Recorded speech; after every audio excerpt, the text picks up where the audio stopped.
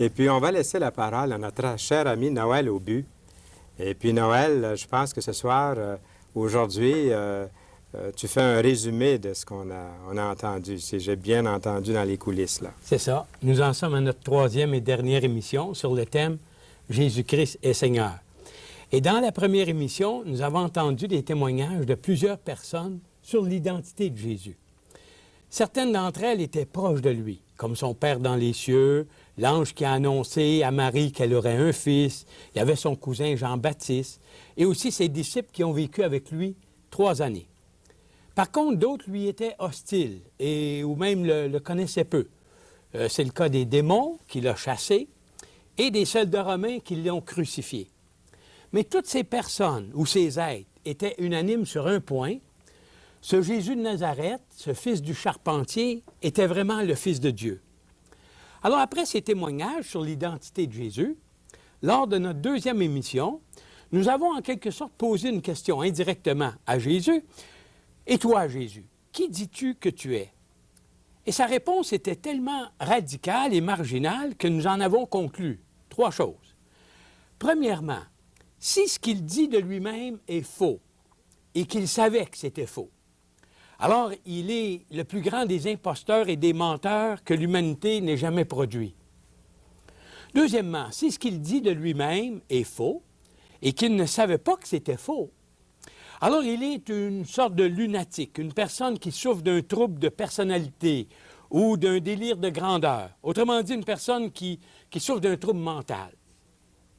Par contre, si ce qu'il dit de lui est vrai, alors il est vraiment le Fils de Dieu et le Seigneur de toute la création.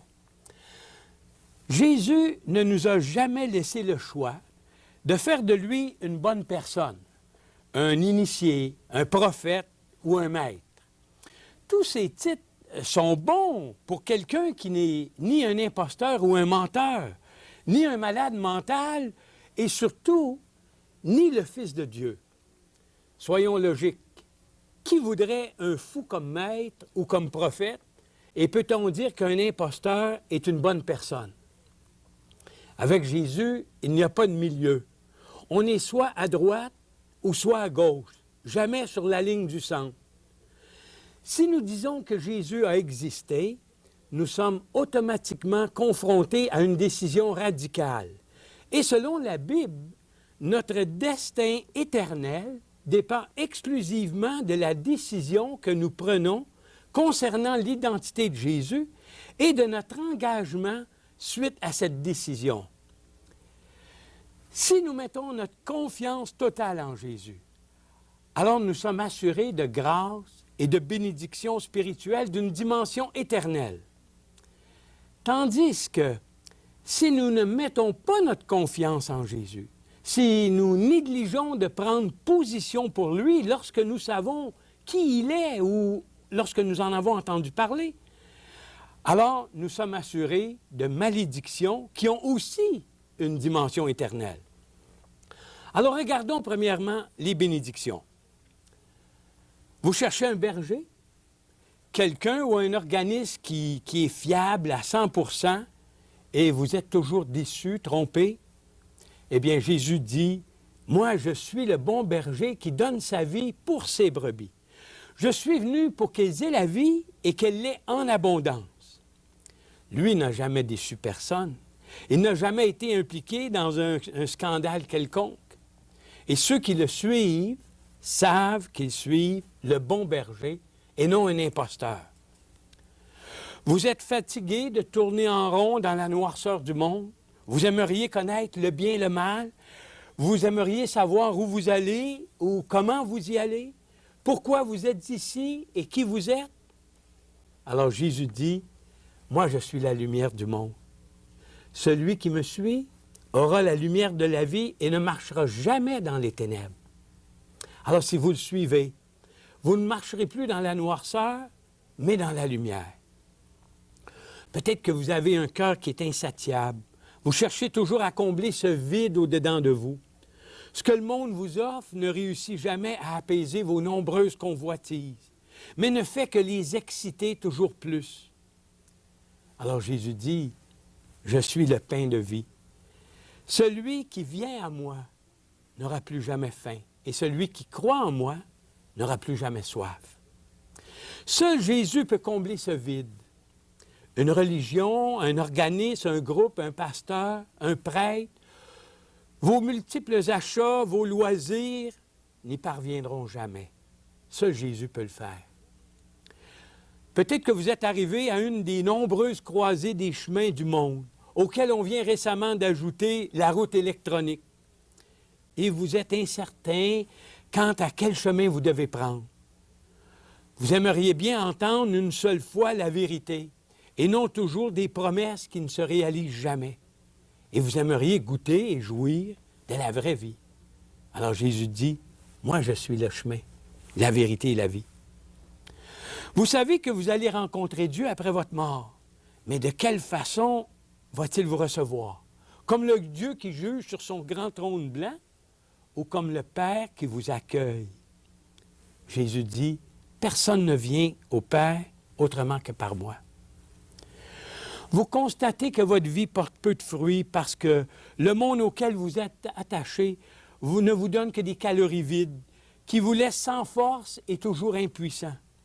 Vous êtes fatigué de cette vie, de ce dur labeur, de ces espoirs qui s'envolent comme la brise du matin. Jésus vous dit, « Venez à moi, vous qui êtes fatigués et chargés, et je vous donnerai du repos. » Vous menez de front plusieurs projets pour améliorer la qualité de votre vie. Mais à la fin, ces projets ne mènent nulle part. Ils sont comme des pommiers qui viennent en fleurs sans jamais donner du fruit propre à la consommation. Jésus dit, « Moi, je suis la vigne, et vous êtes les rameaux. Celui qui demeure uni à moi et à qui je suis uni porte beaucoup de fruits, car vous ne pouvez rien faire sans moi. » Vous êtes confus et craintif face à la pensée de la réincarnation? Combien de vies me reste-t-il? Est-ce que je progresse ou je rétrograde? Est-ce que je souffre pour le mal que j'ai fait dans mes vies antérieures? Pire encore, est-ce que je vais souffrir dans mes vies prochaines pour le mal que je fais ici-bas maintenant? Quand et comment ce cycle va-t-il se terminer? Quelle en sera la fin? Jésus dit, « Moi, je suis la réincarnation, je suis la résurrection et la vie. Celui qui croit en moi vivra, même s'il meurt. Et celui qui vit et croit en moi ne mourra jamais. » C'est aussi pour cela qu'il dit, « Celui qui écoute ma parole et qui croit en celui qui m'a envoyé a la vie éternelle et ne vient pas en jugement, mais il est passé de la mort à la vie. » Un croyant qui cesse de vivre physiquement ne meurt pas vraiment, mais il entre dans la vraie vie. Enfin, vous aimeriez avoir la vie éternelle? L'assurance que vos péchés sont pardonnés, que vous êtes réconciliés avec Dieu et qu'il vous accueillera dans la gloire?